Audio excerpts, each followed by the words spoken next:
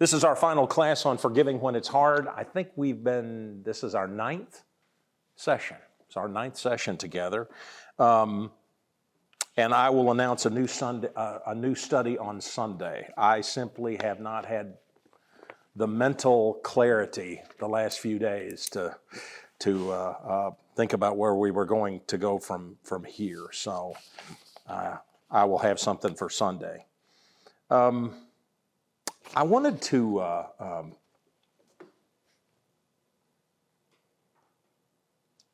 share some things from a book that there are several really good books on forgiveness out there.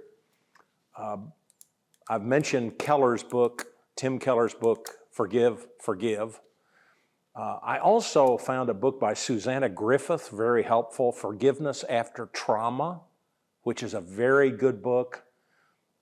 And it's really recent, as is Keller's book on forgiveness.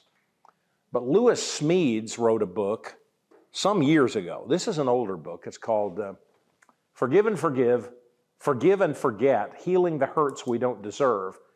When Smedes was writing this book, he did not like the notion of forgiving and forgetting. He said that's not possible. And so you ask, well, why is Smedes' book? Well, I think it was Random House. Was it Random House Publishers? I'm not sure. It may have been Random House. I think it was. Random House liked the title, Forgive and Forget.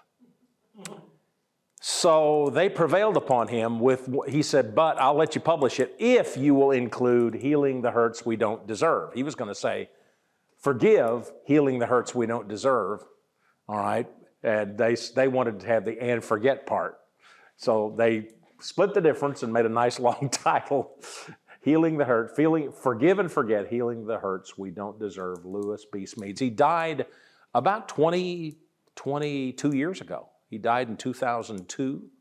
His name is Louis Benedictus Smedes. I don't know why I mentioned that, but it's just that's why it goes by the initial, I'm sure, Louis B. Smedes. But Forgive and Forget, I think, is an outstanding book.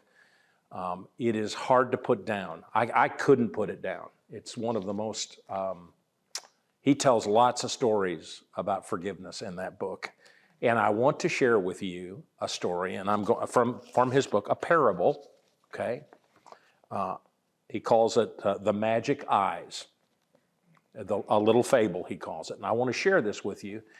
And then I've got a few things that we'll talk about together. So if you don't mind listening to the story, I don't know if this was made up in Lewis Smedes' head or whether he picked this up somewhere, but whenever I think of forgiveness and how we do it, how it happens, I think of this parable, and I have not mentioned it until tonight because I thought this would put a nice bow on the study. So The Magic Eyes, a little fable.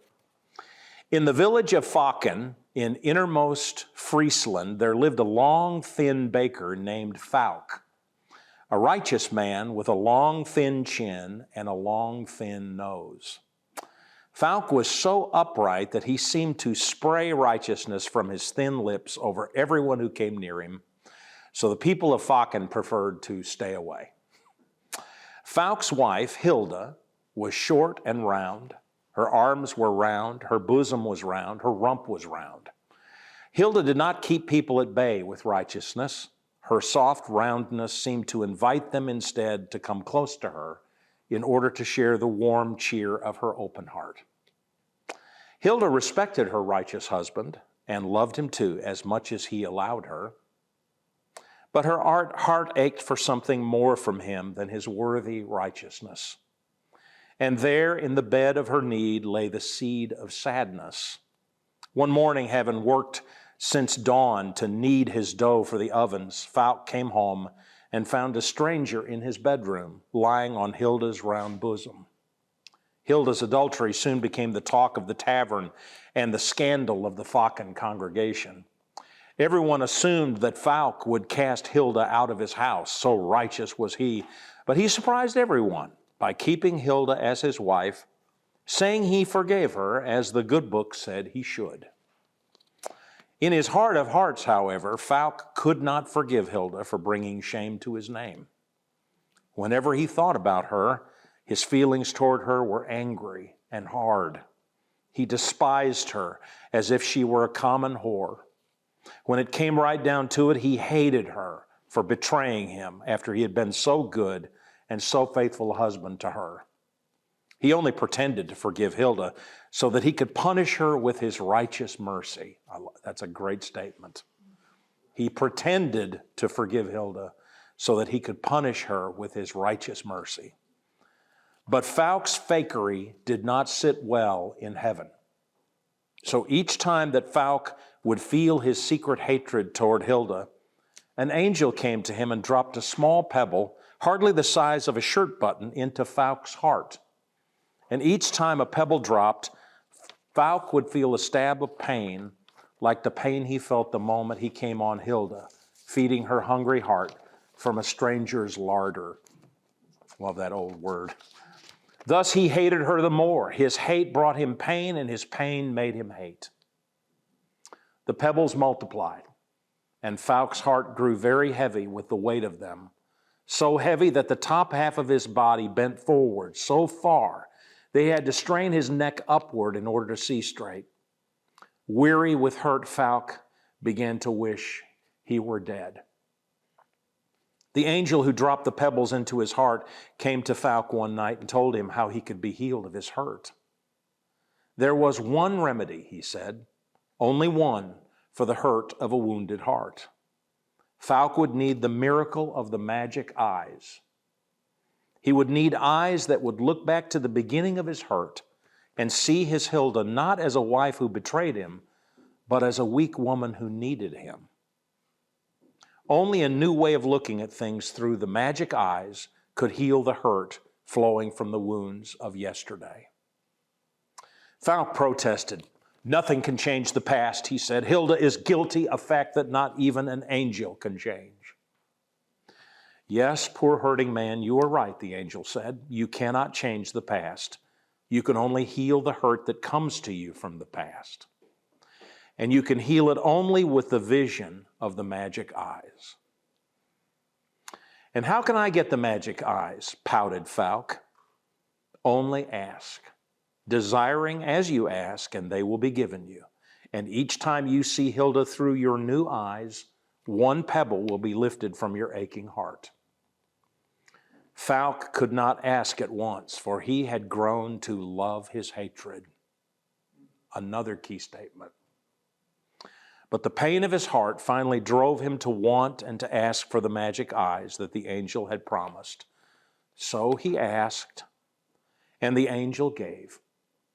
Soon Hilda began to change in front of Falk's eyes, wonderfully and mysteriously. He began to see her as a needy woman who loved him instead of a wicked woman who betrayed him. The angel kept his promise.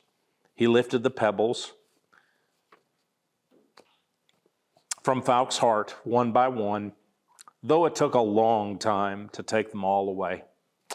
Falk gradually felt his heart grow lighter. He began to walk straight again, and somehow his nose and his chin seemed less thin and sharp than before.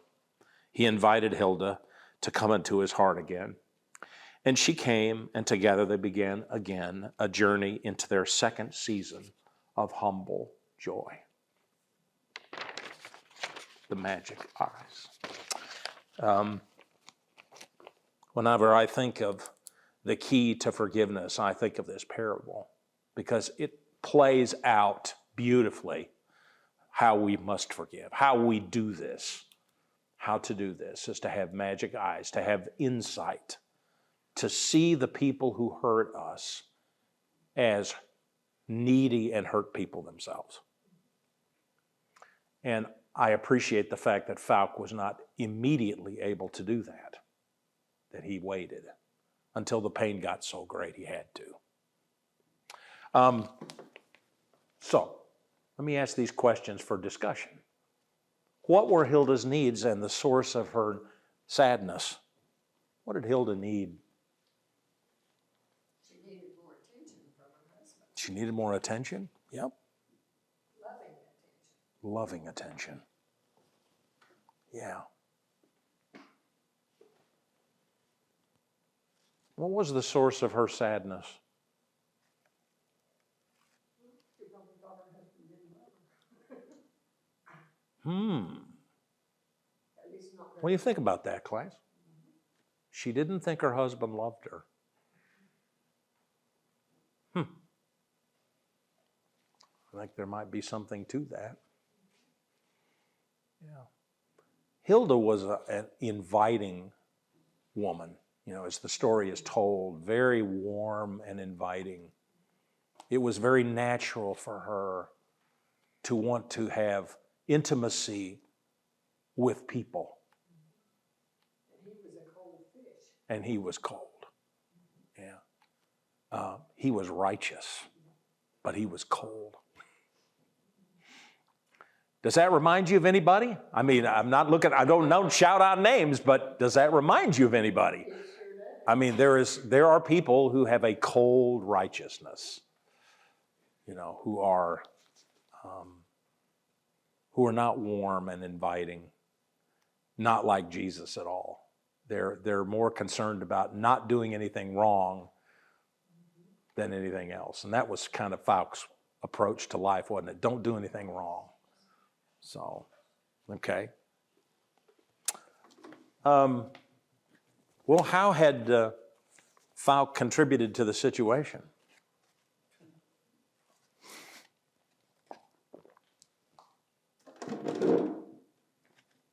Well, his ego was so taken up with putting forth a good face to the public that he was a cold fish to her. He didn't have anything left over. Yeah. Randall? Not being there. And not just geographically not being there, not being present for her. Yeah. Seems like he had missed the word righteous. Didn't he, though? He thought it was too standoffish. Yeah. I mean, why would you so joy the church? Why would you be happy in church? You must be sad in church. He would be. Don't ever say anything, Yeah. you show joy. Yeah. See little kids run down the front, just spoil and love it. Yeah. How would Fouke have responded to the children screaming and running down the hall? Can't they control their kids? Yeah. Can't they control their kids? He's so stereotypical. I mean, of the guy with the, he's just wound too tight. He's wound too tight. Keep up appearances, that's why. Keeping up appearances. More concerned, the little British woman, what's her name? I can't think of her name right now, but it was so funny, Keeping Up Appearances. Yes, the old BBC comedy. Yes. How many of you have seen Keeping Up? That is fantastic. It's ordinary people trying to act better than they are, and it's just hilarious the way what they do in that show. If you ever get a chance to see that, it's fantastic. Yeah. It's just interesting that Fouke, in this case, he's patching his life for what he thinks righteousness is, but he's patching it to Jesus, which is totally wrong. It's totally misconstrued. I know it's a play on words. Yeah. It's a play on words. Yeah. But she was being, I hate to say it, before the issue, she was being more righteous than he was. She was inviting, very inviting, and in this encounter, it became sexualized. Yeah, because that's what she hungered for, was that intimacy. Yeah, she hungered for that. She did. Now, are we excusing Hilda here? No, we're not excusing her. We're understanding her. There's a difference. They're not to be confused. By understanding her, we're not excusing the sin. That's not what we're doing here. She committed adultery. Fouke was right about that. But it seems to me that was all he was thinking about, is that she was guilty of that. And that and he didn't see her, well, with magic eyes. Didn't see her as she really was. He didn't keep her around, I know we're repeating the obvious here. He didn't keep her around because he cared for her, he keep her around to punish her. Yeah. Man, oh man. Here's an interesting question. I would love to hear your insights. What were Fouke's emotional handicaps? I know he had spiritual handicaps, and by the way, spiritual and emotional handicaps quite often go hand in hand. What were Fouke's handicaps emotionally? He had trouble showing emotion. He had trouble showing emotion. Yeah. Yeah. Use righteous as a shield. Yes, instead of as an open door. Righteousness was a locked door for him. Yeah. People have trouble showing emotion because of weakness. They're afraid of weakness. Yes. See him as being a person who's afraid that would show he's weak. Yes. Yeah. You know, that's something that happens, I think, in church a lot when we don't feel strong, but we come in acting like we are. You know, we don't want to. It's weak. It's not right to show weakness among the people of God. You know, we're supposed to be ups and more ups, as Lucy used to tell Charlie Brown in her little psychology office. She says, "I want ups and more ups." You know, that's what she wanted. Yeah. Susanna Griffith calls it toxic positivity. Yeah. I have a friend who has that. Toxic positivity? Oh, yeah. Yeah. Can't say one negative thing around her. Yeah. Yeah. Fouke is the exact opposite. Yeah. He has a toxic negativity. Yeah. Yeah. He's the other extreme. Yeah. Yeah. And I know it's a parable, it's just a story, but what on earth convinced her to marry him? Was he always like that? Yeah. Well, that's a good question. Opposites attract. Well, that's way past the opposite. Yeah, that's way past. Yeah. Yeah. Yeah. I don't know. I know That's it's just a story. but you bring up an interesting question, because issues of forgiveness are almost always complicated. And this set of circumstances that led to her committing adultery and hurting Fouke, and Fouke striking back in the only way that he knew how, is laden with all kinds of detail and issues that we don't know about. You know, what in the world did he see? What did she see in him? Perhaps maybe he married her because he saw that invitation to come and be a part of her life, and that she was inviting to him. You know, and he said, "Okay, I think I need that." But again, we're only led to speculate. We don't know for sure. Not being sure on Holmes, but did you say he was a baker? Yes, he was a baker. Maybe that's the problem. He was a baker. Why? Okay, expound. Get up at 3 o'clock in the morning, Oh man. you know, gotta make the donuts. Yeah. You've seen the commercials. Yes. Well, and a lot of Make anybody in the time that in the setting here, clearly you didn't get a loaf of bread at the store. You had to bake it. You know. Well, he had to bake it. Yeah, he must not have eaten much of his own bread. That's the truth. Might have helped him if he'd have been a little rounder, huh? He needed sweet rolls. He needed some sweet rolls. He surely did. Fouke was very closed off. I think we've already touched that. I think was his big emotional handicap. Being spiritual and being closed are a contradiction in terms. It's just, I think if you acted, we have this notion about reverence and righteousness. Those are strong words which have come to mean for us seriousness, sobriety, almost a sense of grimness, which is really sad, because Jesus wasn't like that at all. He was passionate. He was passionate and loving and open. He received the adulteress. You know, he talked to her. He spoke to her when others were avoiding. He was open. You know, the ultimate round soul was Jesus Christ. Okay. All you can think about your own conversion. I don't know if everybody has a story. But most of us probably weren't brought to Christ by somebody who was like that. No, that's true. Most of us were brought to Christ by someone who cared, showed a personal interest. Okay. Gave us some insight. This is a good thing. I don't know anybody else, but you can almost ask everyone to have the same conversations. Fouke is a moral man. Is he? But is he a good man? No. There's none righteous, no, not one. Right, right, right. I Makes me mean- think of Jesus when they brought the woman caught in adultery. Let him who's without sin cast the first. Right. Do her in.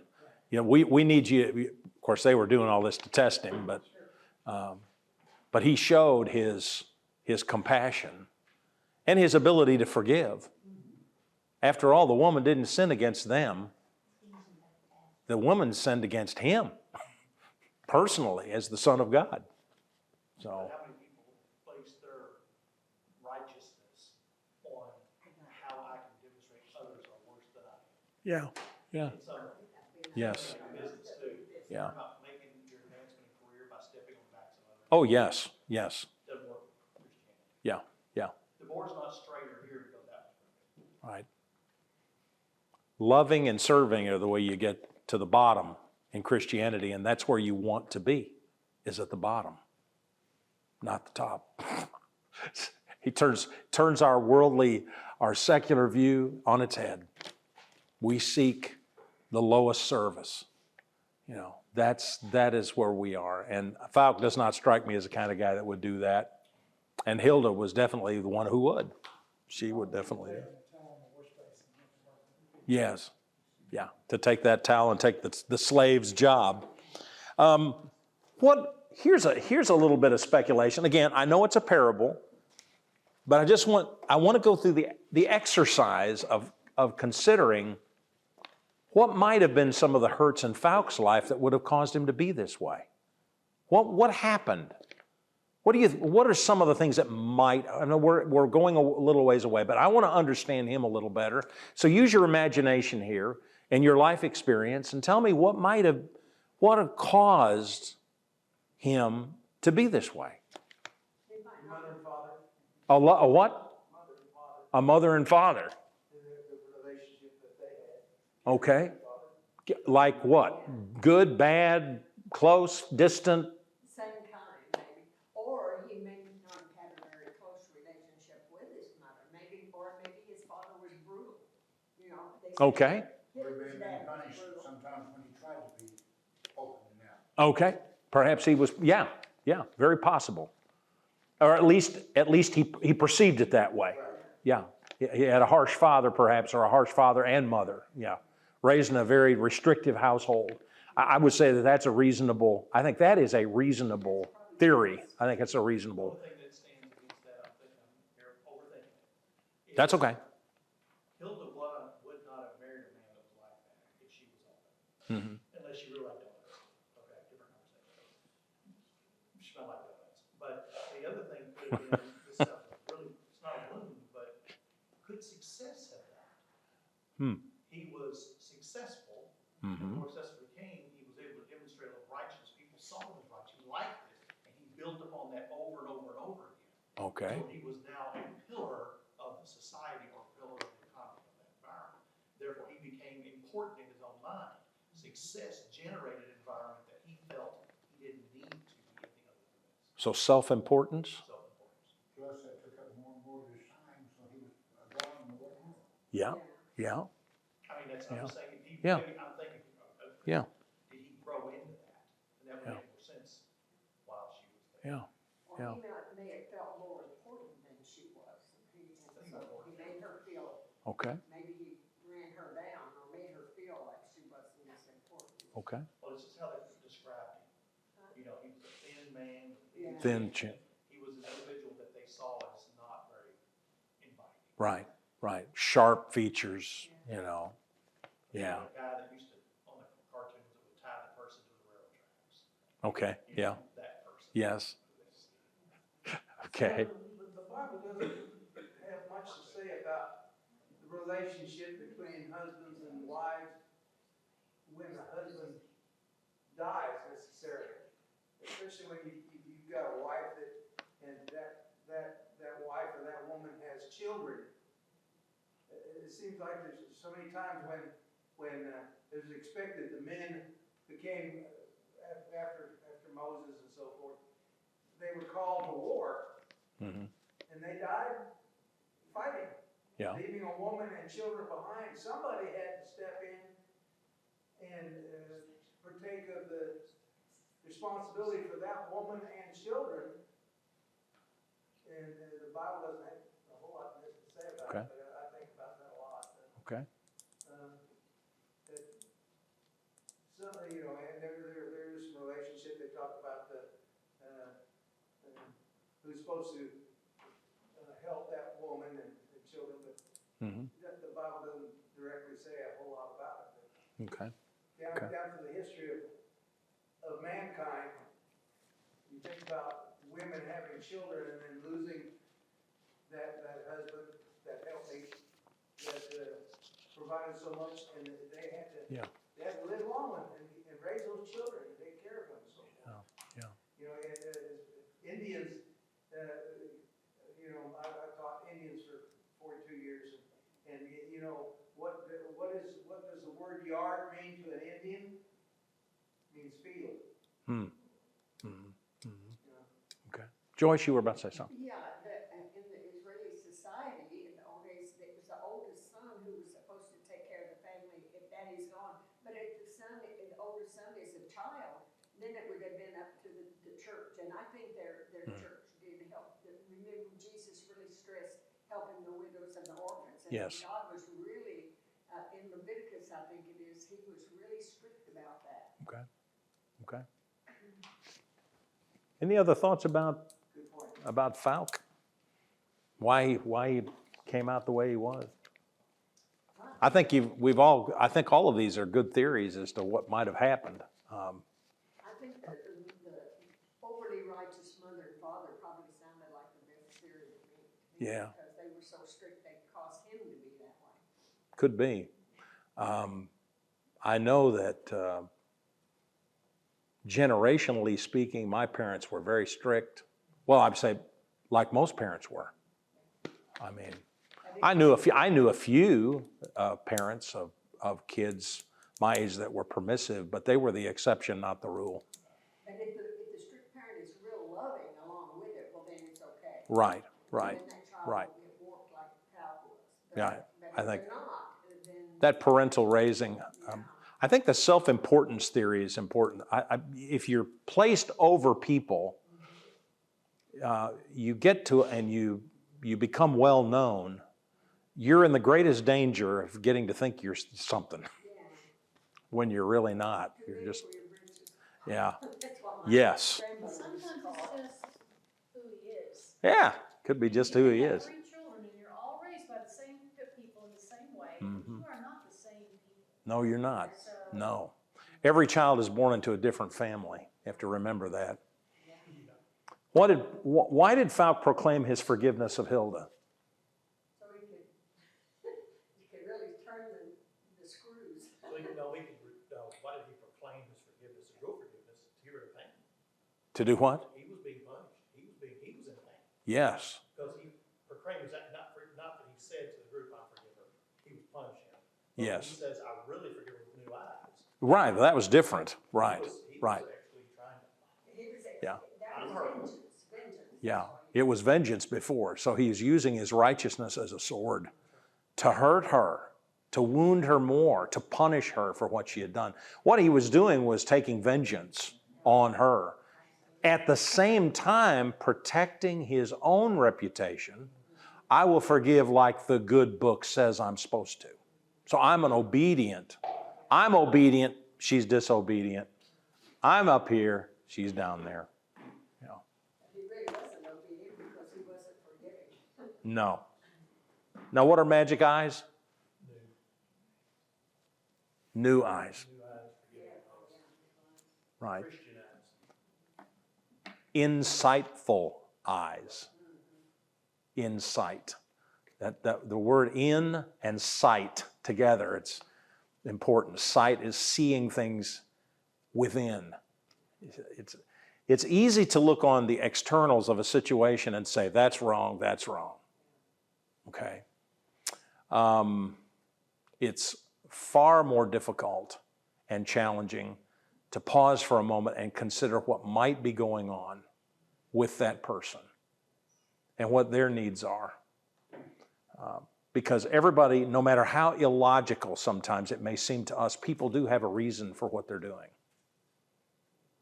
It may be wrong. I mean, what they're doing is maybe wrong, but they think they have a reason. And so they act on that reasoning, and they act out of their needs as much as anything else. So magic eyes are this ability to see. And so it transformed Falk's vision of who she was. Instead of a whore, which he was punishing her as one, he began to see her as a needy woman in need of love. His love, which he had not given or had been very stingy with before, but then completely cut off after this happened. Okay? Paul, I had a grandmother, Lily, my granddaughter's name for her, Mm-hmm. Lily Tibbs. Yeah. That whenever, it was interesting, no matter what we were talking about, she always had a positive spin, no matter what it was. It was almost, at the time I was actually, this is cruel, I loved her, but I thought she was kind of naive. And I think about it now as I age, I know. myself the gift of being happy and seeing the positive when negative was obvious. Boy, I'm with you. I'm with you. I used to think of people that were always talking positivity as being naive. My mother's like that. Yeah, yeah. But the grandmother, As I've gotten older, I see the wisdom in that. it just makes you wonder, it's a gift to yourself. Yes. Well, and forgiveness is that gift to yourself too. Forgiveness is a gift you give to yourself. That's Smedes says that. Forgiveness is a gift you give yourself. It's not just obedience. Smedes recognizes and is a Christian, but he says he kind of looks at it. He's appealing to a secular audience as well as a Christian audience. He's saying this is a gift you give yourself too, not just an act of obedience, but something that really helps you. And a lot of the studies that have been done have sprung from Smedes' thinking about this. So Smedes' book has sold lots of copies, tens of thousands of copies. I don't know how many printings it's in, but it's in a lot of them. The key statement that Falk couldn't immediately forgive because he loved his hatred. Oh my. And an unforgiving heart. Now, let me just put this one's tough. An unforgiving heart is a love for our hatred. An unforgiving heart loves hatred. And now you say, no, I love justice. No, you love hatred. You love hatred. Because what you're going for is not justice. You don't want justice. You want more than that. You want to punish. Happy than this situation? Oh, yeah, I mean, yeah, it was absolutely made Falk miserable. The whole thing made him miserable. I love the idea of the pebble. Every time he thought a resentful thought, he just became more and more stooped with the weight of that grudge. And he had to have those magic eyes so that every time he saw her with that insight, he'd have one of those pebbles. And it took a while. It was not immediate. He did not immediately recuperate from his grudge. It certainly did. It certainly did. He had come to love his hatred. I think you can be addicted to hatred. It's a very dangerous thing. You know, we talked a couple of weeks ago, I think it's in Hebrews, it talks about this root of bitterness. Beware that no root of bitterness springs up among you. He's talking to the church, you know, where people are people. People hurt each other. And so And it feels so good it to hurt. get even. Oh, We don't want to get even, we want to get ahead. yeah, we want to get ahead, right. We don't want to get even. Yeah. Paul, Yeah. there's a story, and I know we tell a lot of stories here, but the one you may have heard about the woman was very poor health. And told her husband, she goes, I need you to go look at that box in the closet. Why? He said, well, I need to tell you that go to the box down, there's $2 and $50,000. And dolls. He goes, what's a doll? She goes, every time you did something bad that I had felt the need to forgive you, I knitted a doll. He says, 2 times in 50 years? She goes, no, I sold all 50 cents a piece. Yeah, that's a lot of hurt. Yes, yes. You have to make sure something that Hilda is not perfect. Yeah, Hilda's gonna do maybe not that, yeah. but something else. But maybe he is due for forgiveness too. Mm-hmm. Mm-hmm. Mm-hmm. For holding the grudge? Or even before that, for being an uncaring individual. For being a creep. Let's just put it out there. He's a jerk. Forgive him for being a jerk. There's a Yiddish word for a term like very unpleasant person. Yes, yes. Any other comments about that? I love this story because it gets our juices going. I just want you to think in terms of the insight, the idea of being able to see past what's on the surface, to have some insight into the hurts and the wounds of people that are hurting us. Lewis Smead says there's four steps to forgiveness. I'm just sharing these with you because, again, and I'm not necessarily saying these are the greatest ways to put it, but he does it. I think he does it in a way that you can remember it. We hurt. We hurt. That's the first thing you have to do. We discussed that when we looked at Psalm 109, which is David's psalm of, I want you to get those guys. Those guys that are lying about me. Read Psalm 109 a few weeks ago. Jesus, the lament. We hurt. Lament is about naming our losses in the most honest language available to us. This is Susanna Griffith's way of putting it. It's about putting the losses before God and asking God to intervene for us or to change our circumstances so that these losses no longer feel so totalizing. And if we don't name our losses, if we don't hurt, then how can we say we're honestly forgiving? We're in denial, basically. Griffith puts it this way. Now, I recommend Susanna Griffith's book because she speaks in terms, she talks about her ex-husband, Neil, in the book, and how he physically, emotionally, and in almost every way possible abused her. And she kept letting him back into her life to do it all over again. And this went over a period of years, and it's really kind of her journey of abuse. And she speaks about lament. She says, lament for me is recalling the horrors of what really happened and what was stripped from us and inviting God into that graveyard of loss. Ooh, I really like that statement. Very vivid to me. And she rejects what's toxic positivity. It's not the positive attitude. It's that everything's fine, nothing's wrong, you're in denial all the time. Right. So he says it's important that you hurt first before you forgive. Then you hate. We get angry.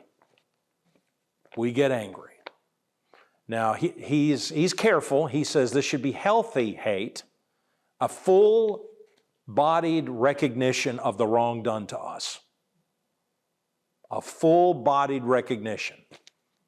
You understand that it was wrong and that they should not have done it and that you have a right to seek justice. You hate. He said, now don't let it hang around long. It needs to go, but you need to at least experience for a moment the emotions resulting from the hurt. Okay? So I appreciate him hitting it head on. We heal ourselves. Again, it's written for a secular audience as well as a Christian audience. He talks about this as a gift you give yourself, that actually forgiveness is a healing of yourself. I would add that yes, you are in cooperation and are empowered by the Holy Spirit to heal yourself. Okay, you're not doing this by yourself. It sounds, the way he puts it, it sounds a little bit like you're doing it yourself. And I don't think Lewis had that in mind. If you read the book, you'd think the same thing. I don't think he's talking about doing it by yourself. That God gives us the power to cut away the wrong that was done to us, and to see with insight, to see with those magic eyes. We come to see deeper truths about the individuals who wrong us. So I told you a couple of weeks ago about the wrongs that I've suffered in my life. The healing came over years. And it required me to hear things about the individual that made me feel compassion. That made me, because I see that they are subject to the same sorrows that I am. I don't And think you're really healed unless you can feel that compassion for the person. and the only way you can really feel that is to want to. Yeah. Then the Holy Spirit kicks in. If you don't want to, I didn't know, right, if you right, don't want to. right. If you've got a real low friction coefficient and you're not slippery, then you want to cling to it. You love your hate. You love that sticky cheese on the hot skillet, right? That's not going to come up with anything, all right? You want that good friction coefficient. You want a nice slippery surface. You want to be slippery with the wrongs done to you. And it doesn't mean that they just slide right off of you, but you recognize them, and then you can allow yourself to be healed of that. And then sometimes, he says, we come together. He says we come together. I added the word sometimes, because not all the time do we come together. Sometimes it's not possible. No, sometimes it's not. No, sometimes it's not. Sometimes it's too late. Yes. When would it be too late? The other person's already gone. When the person you need to forgive is dead. It's too late. Could it be, you're making the assumption someone asked. It could be they don't want to forgive them. You have to forgive them anyway. Yes. It's unhealthy to go back to everything. Right, right. You know, something, in one of my cases, I had a particular person hurt me pretty deeply. Mhm. And I didn't want, even though I feel I forgive them, and I still do, I didn't want that person part of my family, because I didn't want them to experience what I went through. It wasn't going to change. So. Yeah, yeah. It says here in, Proverbs, Proverbs 10:12, says, hatred stirred up strifes, but love covered all sin. Mm-hmm. You know, a friend can call you a jerk and then you laugh it off. Right, right. James actually quotes that in where it says love covers a multitude of sins. He quotes it. Yes, it does. It does. And that's the important precondition to life in the church, is that we recognize love's power to bind us together and to help us resolve our differences. And that we are completely committed to that. Nothing, holding nothing back on that we're completely committed to that. I think that may be one of the main reasons why God put us on this planet, so we can learn how to love each other. Because it's hard sometimes to love each other. Yeah, And He wants some us- people are. Yeah, He wants us to learn how to love each other. Mm-hmm. But most of the time, we just hide what we really are and put forth our public face. And people don't really get to know you. And that is a great barrier to learning how to I'm concerned. I have a deep sense of longing for people who are spiritually minded and believe in God and want to be obedient to Him, but do not want to be part of a church family because they've been hurt before. Yes. And yet, the church is the great laboratory where God's love actually gets poured out among us, where we learn to love each other. Absolutely, and God wants us to not be loners. He did not intend for anyone to be a loner. I'd say that most people that are spiritually minded, I put quotes, but people who read the Bible and pray, but are not attending services, I've just in my own personal experience and having met so many people out there who don't go to church, it's because they've been hurt. But they've been hurt. And it's not that they've been hurt. I'm going to say something that's really outrageous. It's that they can't forgive. Yeah, probably. They can't forgive because you're going to get hurt. Right, exactly. You're going to get hurt. Well, my ex-husband's, one of his philosophies of life is just, if you always expect the worst from people, then you're never unpleasantly surprised. He told me that. Well, it's cynical, but I think there's an element of that. Yeah, I think we have to accept that. Yeah. Yeah, especially in churches. I mean, churches are full of people, just like the world's full of people. And we struggle with the same things. And we just are committed to a life of love, not just of false self-righteousness. Because God is love and he wants us to spread himself around. Yes, yeah, well, he, Think about your own life and family. I have two brothers that were, and very few people fought as much as we did. I mean, pretty violent fights. yes, But if you jump on one of us, you got all of us. yep, Okay? yep, Yep. We're allowed to fight each other, but you can't fight us. Yeah, You know? right. So the deal is, no matter what, you love each other. Well, I'm mad at you. I don't care. You still love each other. right, You know, and many people have had those issues in their lives and they can't overcome that because they never had that love to begin with. mhm, I can disagree with people in church, but I still love them. And I may be wrong. Yeah, yeah. And most of the time I am. But at least we can have those conversations. yes, yes. Blood is thicker than water. Blood or love? Blood. Love, blood, And love is thicker than all. love is thicker than blood. Yes. And by the way, Yeah. it doesn't have to be a family that you share blood. It could be a family that you just become a partner. Yeah, yes, yes, yeah. How many people ever had a need that the church came together? Both in prayer or with action, or both? Mhm. It goes a long way. Yes, yep. Yeah, when Peter was asking Jesus, how many times should I forgive my brother? He's talking about church life. He says, my brother, you know, and it was at that point that Jesus told him the story of the man who'd been forgiven 10,000 talents, was it? You realize how much money 10,000 talents is? I think I've studied it in this class before. I mean, it's millions of dollars. And the king, because he asked him, forgave him. Then that servant goes out and gets a guy who owes him a few thousand, which is a considerable amount of money, but he was just forgiven of tens of millions of dollars, and he can't find it in his heart to forgive someone who owes him a few thousand. You know, it's a denial of the larger picture. It's a lack of insight. It's a lack of magic eyes. We're all in need of that grace. And so we forgive one another freely from the heart for that reason. It was interesting though, to look on the story again. He didn't say, oh, you have magic eyes, I'll take all the things. No, I'll take one. at a time. So he had to practice it over, to get that. So Yes. it's not a one-time thing, I'm cured, I'm happy. That's right. It takes time. It takes time. I've realized the truth of that parable so many times in my own life that I've had to, that it seems that when I see a person who's wronged me with insight and with compassion, that gradually I feel the burden lift, but it doesn't happen overnight. It takes a while. Yeah, yeah. You could preach this to the pulpit, by the way. Yeah.